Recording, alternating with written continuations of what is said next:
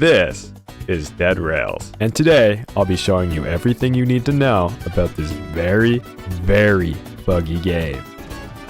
So let's get on to the video. Subscribe and join the Discord server, but most importantly, I hope you enjoy the video.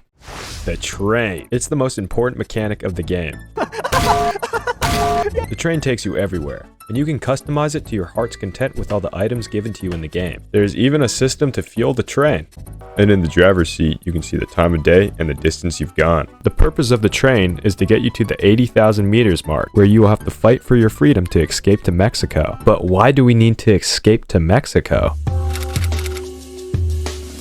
At the start of the game, you find a newspaper that says, "Cure found." Basically, there's a zombie apocalypse and you need to escape it by going to Mexico. And that's the lore. The Fortified town is where you start. It spawns every 10 kilometers and it's usually known as a safe haven. Inside the town, there's a bunch of buildings that help you on your travels. The trading post allows you to sell items labeled as valuable. The gunsmith has many weapons and ammunition for sale. The general store sells randomly selected items. The sheriff building is where you can sell outlaws for money. The doctor's building is where you can buy band-aids and snake oil. And that's everything in the fortified towns. Now on your way to the end, you can come across various different types of buildings. So, I'm going to explain every single building starting from the houses. And there's 9 different types of houses, being the regular house, head frame, furniture store, general store, gunsmith, sheriff, doctor, bank, and barn. The bank and barn are pretty special because the bank has a vault you can go into. And the barn is the only place to get the wagon, and it is so broken.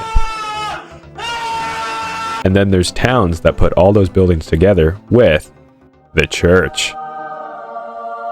The church spawns a crucifix and holy water, which both are powerful weapons. Now there's also a few unique buildings. The castle is a unique building spawning from 11 to 79 kilometers. It's inhabited by werewolves and vampires. It's inhabited by vampires. It has a pretty nice loot pool, with there also being a vampire knife that has lifesteal on it. The Tesla lab spawns from 0 to 79 kilometers, and it's where you can spawn Nikola Tesla for a boss fight at the end of the game. Ouch. And the loot is honestly pretty mid. And when you fight off all the waves of the scientist zombies, you get a special lightning gun. Yep, behind you. Fort Constitution is another unique building spawning from 0 to 79 kilometers, being the only place to spawn the cannon. Also, if you kill Captain Prescott and sell his corpse, you get a lot of money, and the loot is pretty stacked if you're running low on weapons.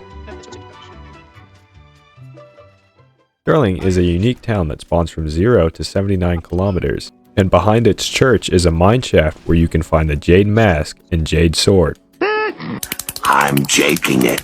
The Jade Sword is pretty crap on damage, but it has the ability to bring things back to life with a 50% chance. The Jade Mask just brings things back to life with a 100% chance. Oh, there go. Oh no, he killed my skeleton. I also forgot to mention, bandit camps exist and they're pretty good on loot. At the end of the game, you reach the outlaw town. And if you revive Nikola Tesla, he will come at you in a boss fight. But if you don't, it will be waves of zombies.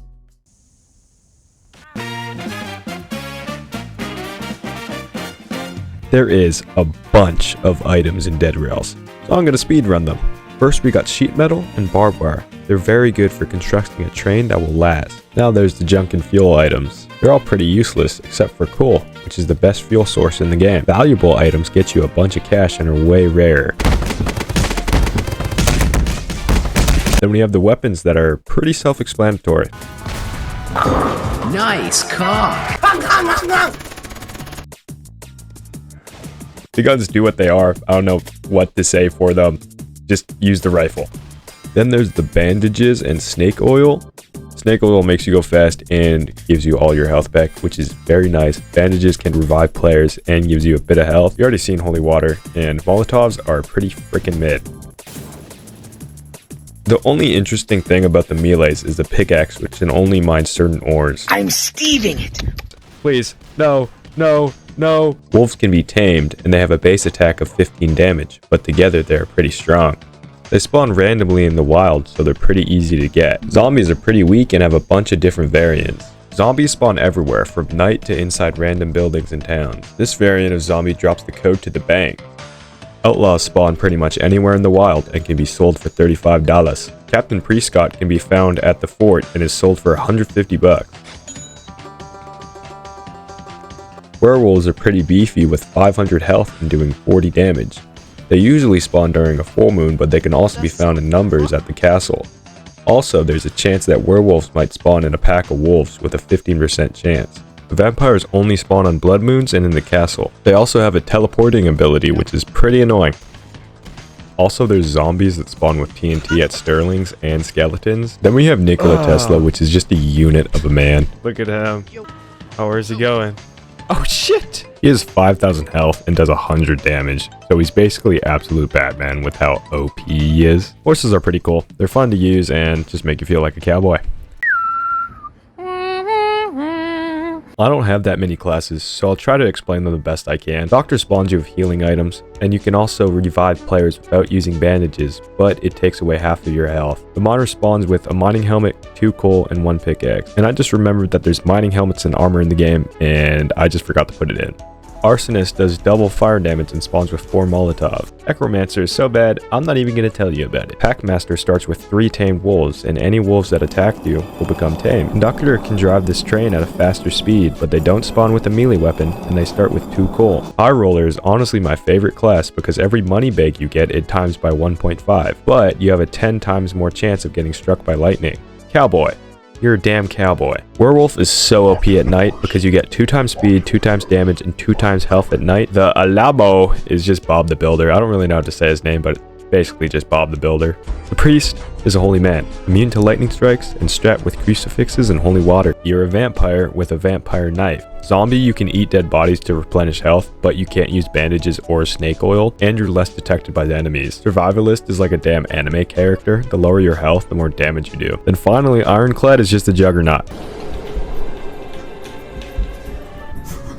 There's a ton of challenges. I already have done a few, but there is 2 that I think I'll never beat. Pacifist is a challenge where you can't kill a single enemy, and a fistful of dollars is another challenge where you can't sell anything. So I don't think I'll beat these unless join a game, put that on that, make my way over there, have a nice landing,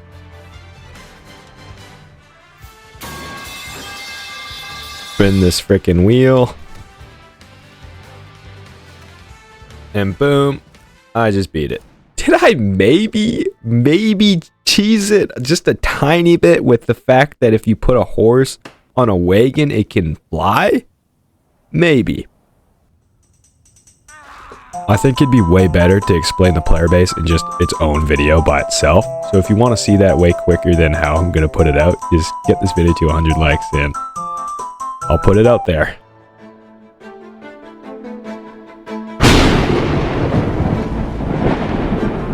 A lone overlord goes into the abyss of nightmare mode. He has feared doing this all of his 6'7" life. His balls clench as he thinks of the challenge before him. But Overlord knows what needs to be done. So will he succeed or die trying? Nightmare mode is just a harder version of regular mode. And it was honestly just pretty easy to beat still. Shoot! Shoot!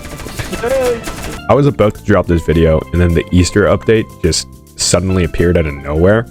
And I've played it for like 3 hours and it pisses me off so much. So I'm just going to show you an Easter egg that I did. Oh shit. It's a thing? Yo, what? And that's honestly all you need to know about the Easter update. I'm so done. So let me get this video out, man. You don't need to know about damn eggs. So that took a lot of time, which definitely deserves a like, subscribe, and to join the Discord server. I'm gonna go do something with my life now. Oh my gosh.